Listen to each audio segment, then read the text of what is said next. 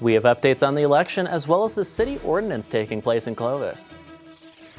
Temperatures are dropping and leaves are falling. More on my full forecast. Clovis, New Mexico has updates on its female giraffe with these stories and more right now. This is News 3 New Mexico, your local source for news, sports, and first weather. Good evening and welcome to News 3 New Mexico. I'm Jonathan Giese. And I'm Corbin Shaner. Thank you so much for watching. We start off with the results of the 2024 election for the United States. The AP called the presidential race a victory for former President Donald Trump with 292 electoral college votes of the 270 need to win the race. For the Senate seats up for grabs in New Mexico and Texas, both incumbent senators Democrat Martin Heinrich for New Mexico and Republican Ted Cruz for Texas won their respective elections. With 6 seats still yet to be called nationally, the Republicans hold a majority of the seats with 52 to 44 as it stands right now. For the House of Representatives for New Mexico, Melanie Stansbury, Gabriel Vasquez, and Teresa Leger Fernandez all hold their seats for the House. For Texas's 38 seats, 25 of them went to Republicans and 13 went to Democrats. On a national scale, with 55 seats yet to be called, the Republicans currently have a lead of 201 to 186 seats in the House of Representatives. This election year was a major victory for Republicans, gaining control of the presidency, Senate, and potentially the House of Representatives. On November 1st, agents with the Region V Drug Task Force executed a narcotics bust after an investigation carried out thanks to anonymous tips left on the 411 line. Upon entering the house, agents and officers detained Ignacio Gallegos, Amber Martinez, and Janine Velasquez. After searching their home, agents found 1 ounce of heroin and 14 grams of methamphetamine, numerous pills, including fentanyl, and several firearms. Arrest warrants have been issued out against Martinez and Gallegos, but neither of them have been apprehended. Police say 3 people found dead in a Clovis motel parking lot were likely victims of carbon monoxide poisoning. According to an article in the Eastern New Mexico News, the victims, 29-year-old Hector Flores, 19-year-old Alizera Gallegos, and Flores' 7-year-old son, Aiden Flores, were found in a running car outside of the La Vista Inn. Inspection of the vehicle, described in the police records as a black Chrysler, showed an exhaust pipe broken in half, which looked like someone had done a home repair job on the pipe. During a 20-minute test by investigators, they found high levels of carbon monoxide building up in the car. The preliminary investigation indicates the couple and child were just trying to stay warm when they died of the poisoning. A fundraiser for the family has been established at GoFundMe.com under the name Blanca Farrell. And one of several suspects charged in connection with a 2022 double shooting at Cahoon Park that left 2 teenagers dead has been sentenced to probation. 19-year-old David Cruz Salva Silva, who is 16 at the time of the robbery, turned double murder, was sentenced to 2 years of supervised probation through juvenile probation and parole. According to an article in the Roswell Daily Record, Salas Silva received the sentencing after changing his initial plea of not guilty to one of no contest on 1 count of tampering with evidence. Salas Silva was one of 4 teenagers charged in the fatal shootings of 15-year-old Cameron Luna and 16-year-old George L. Armendariz, Jr. in a parking lot near the tennis courts at Cahoon Park on April 16, 2022. The Blue Front Fire in the Lincoln County National Forest is now over 75% contained. The blaze that began last week has reached its peak of over 323 acres of land and around 9 miles northwest of Ruidoso. Luckily, the fire has not made contact with any structures or nearby towns with no closures in place, but it did cause smoke to be seen in the area. Although the smoke has now been dissipated, the colder temperatures and rain have helped stop the fire from spreading any further, and we will have more updates on the fire as the fire reaches containment. An Eastern New Mexico University coach is facing charges as he is accused of attacking a coworker. 33-year-old Corey Bell was facing 1 count of aggravated battery. According to a criminal complaint, university police were called to the ENMU football fieldhouse Friday after a reported fight between Bell and a coworker. The university's website says Bell has been a conditioning coach with the team for nearly 2 years. The victim allegedly told investigators that Bell pushed him to the ground and struck him, leaving cuts and bruises. ENMU officials are not commenting on the incident, only saying it's a personnel matter and ongoing criminal investigation. And you know, with all this flooding going around and those temperatures starting to drop, the weather's starting to get crazy. It is kind of crazy, and it's getting cold out there. And, you know, I love the cold. I've said it before, but I don't like this kind of cold.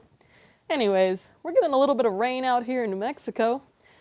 Possibility of a little bit of snow, but I'll talk more about that later tonight. As we can see that this storm is starting to build, and it should come in about tomorrow afternoon time.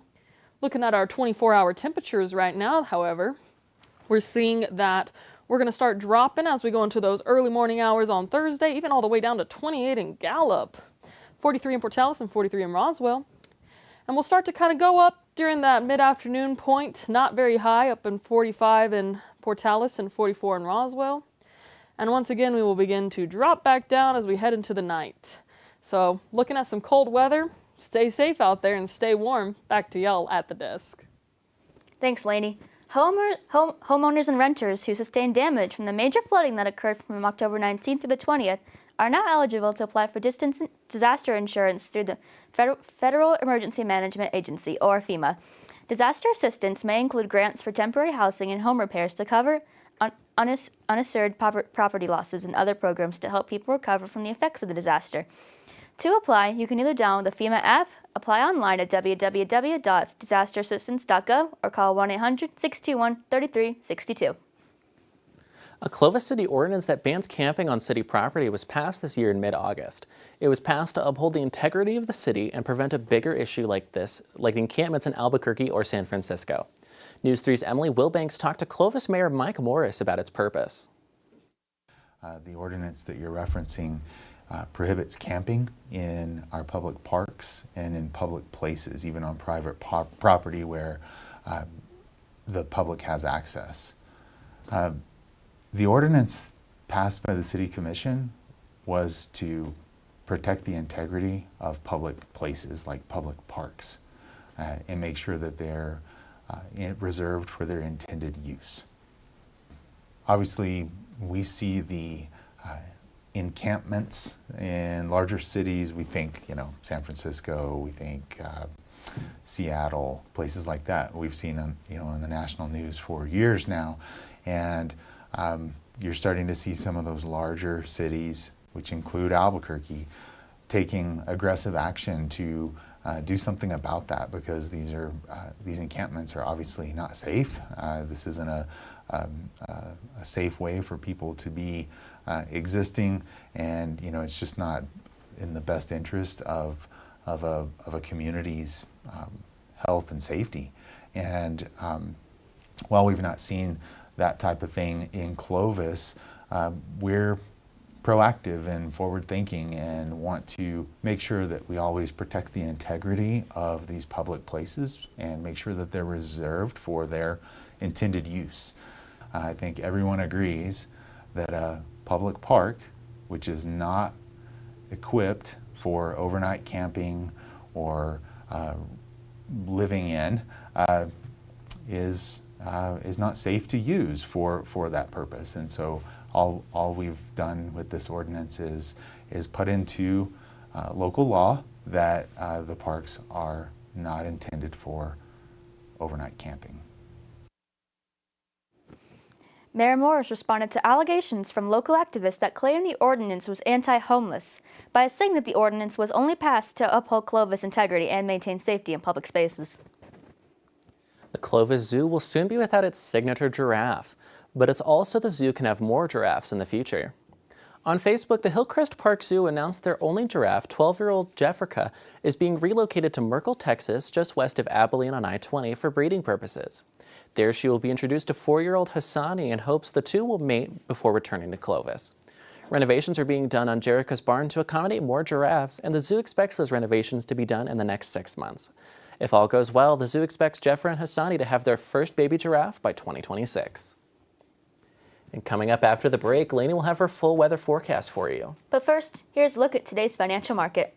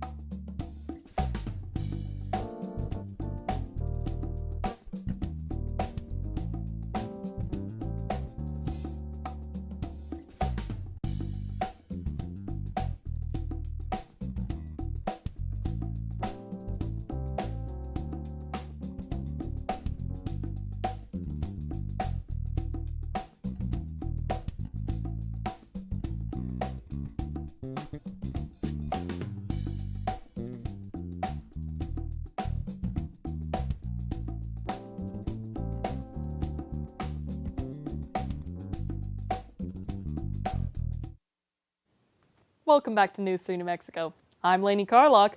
Let's talk about this cold weather that's coming to us.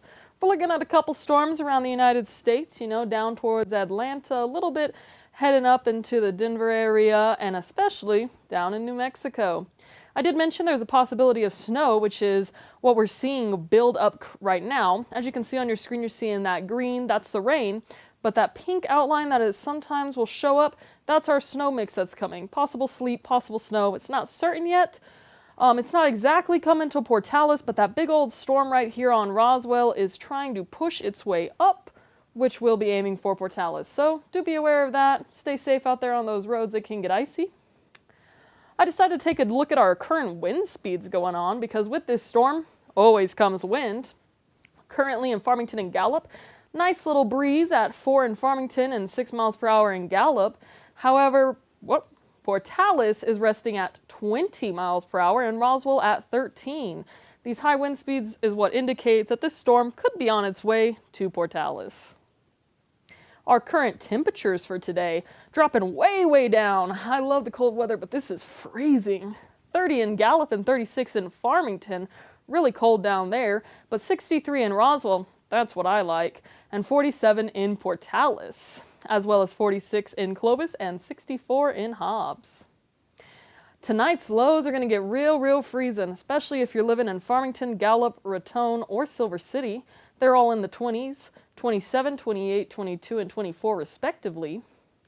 Roswell at 40 and 39 in Portales, 37 at Clovis, and 34 at Tucumcari. Not exactly freezing, but definitely getting down there. Tomorrow's highs will definitely be a chillier day than it was today. 42 in Farmington and 36 in Gallup, kind of going up a little bit, but not quite there just yet. 35 in Ruidoso. As for Portales, we're looking at 45 in Clovis at 44, with Roswell resting at a nice 46 and Santa Rosa at 34. We have a bit of a weird 7-day forecast coming in here with all these storms on their way. Looking at Roswell on Thursday with a 59% of showers and some cloudiness going into Friday. It's looking fairly clear, a little bit of cloudiness on Monday and Tuesday going into the weekend in the next week. Looking at 45 and going up steadily from there into the next week, up to 74 and dropping back down to 63. Staying in the 40s and 30s for the nighttime lows. Carlsbad is for the most part pretty sunny, looking at a little bit of cloudiness on Thursday and Monday. Staying in the 50s and 60s, but hiking it up to the 71 on Sunday and 73 on Monday and 80 on Tuesday. In the 40s and Thursdays and 30s as well. 41 on Thursday night and going down into the 30s for Friday, Saturday, and Sunday night. Tucumcari is really getting it, with Thursday and Friday having a rain and snow mixture, possible sleet, dropping down to 38 for both those days and going into the 40s and 50s and 60s, staying down in the 30s and 20s for the nighttime lows. Portales getting some rain on Thursday and Friday and some cloudiness, but going into sunny and clear skies it seems for the rest of the week and weekend. So going up into the 60s and 70s as we go into the next week and staying in the 30s for the lows. Well, those temperatures are starting to drop and I'm busting out those Christmas musics. It is freezing, and part of that, you also need to be careful on those roads because they can freeze, so safe driving out there all. We all Right. better bundle up tight. And thank you, Lainey, and we'll be right back after the break with more news.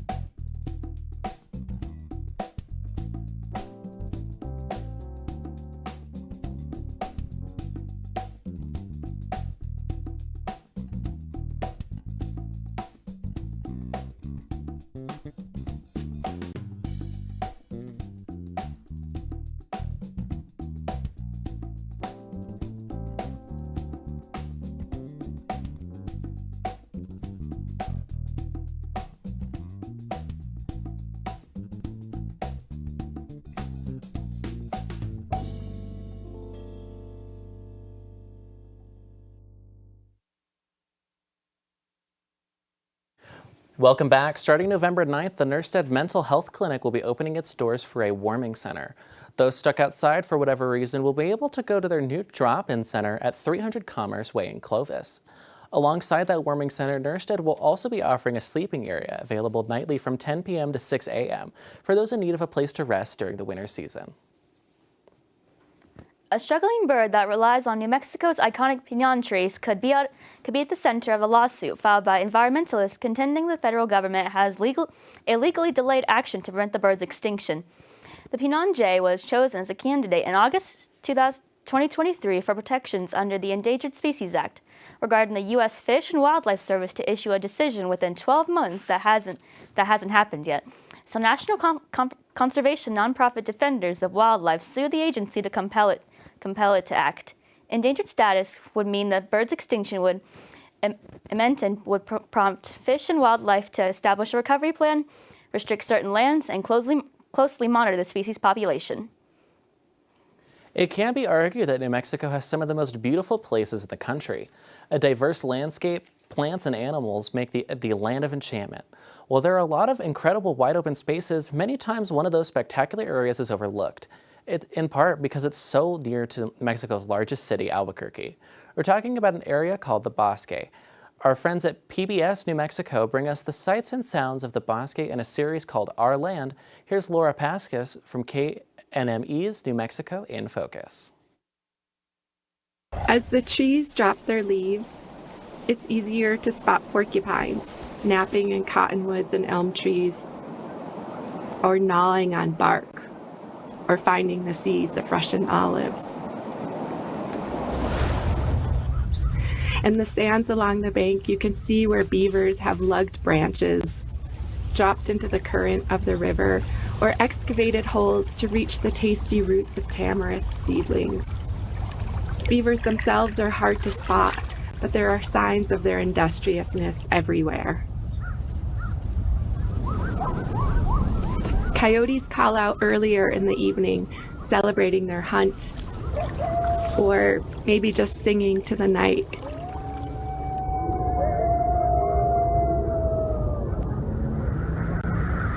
Massive mobs of crows that winter in the middle Rio Grande Valley, their numbers too big to even call murders, roost at night in the Bosque. They spend their days spread out across the city feeding, and then return to the Bosque at night, hundreds of them settling into the trees. Walk through their ranks, and they'll yell at you, drop nuts and small branches on your head, too. And of course, late fall is when the sandhill cranes return to the valley for winter. Today, we appreciate their primordial calls.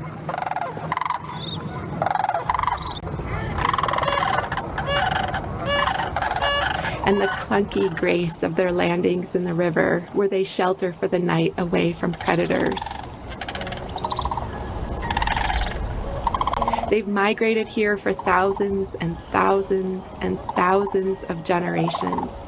Their habits as clear as the layers of limestone in the Sandia Mountains. Their patterns tied inextricably to the sway of seasons. Today, watching the cranes along the river, it's something to imagine the blessing they must have been to the people who lived alongside the Rio Grande for centuries. To think of their mass arrival along with snow geese precisely as the weather turned cold and harvest season passed. Like New Mexicans, the Bosque, the Rio Grande, they are resilient. This river has flowed for millennia. These cottonwoods have stood since the 1940s. The forest, the wildlife have all survived the press of more and more people, more and more demands. But as the region warms, as the region dries, and everyone and everything demands more water, we also need to demand more for the river, more for the Bosque. And remember, this too is our home. For New Mexico in Focus and Our Land, I'm Laura Pascas.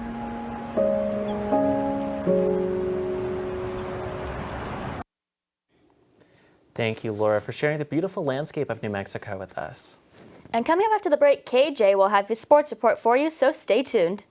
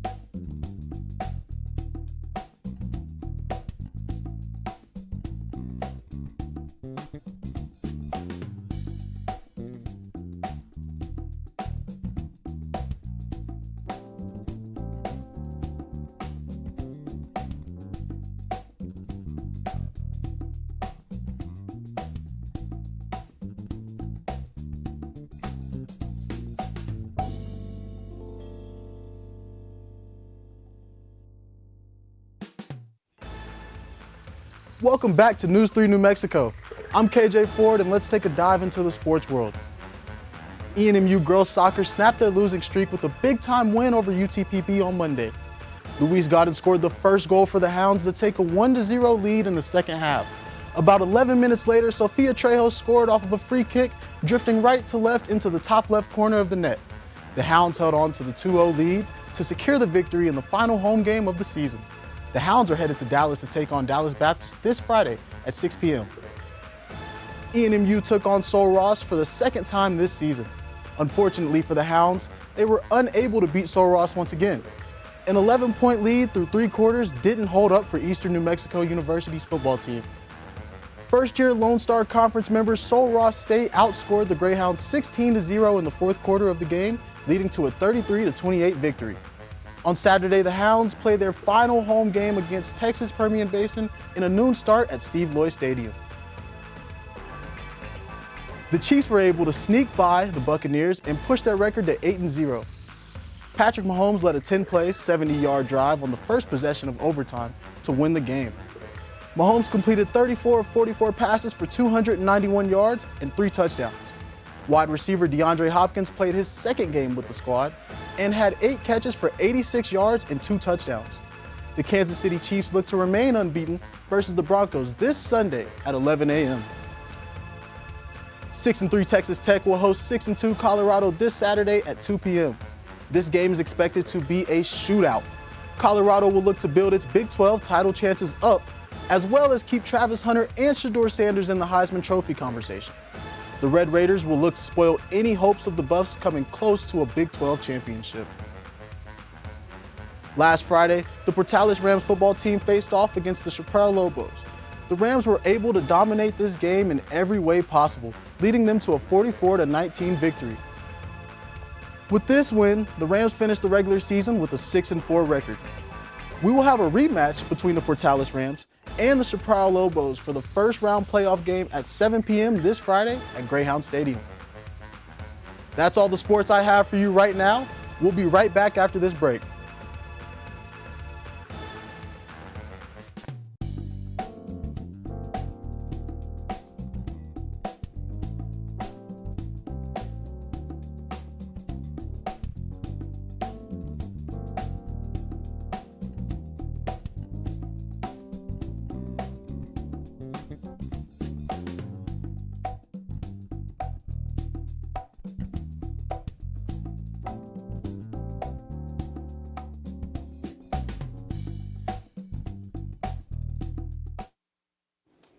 Thank you so much for watching.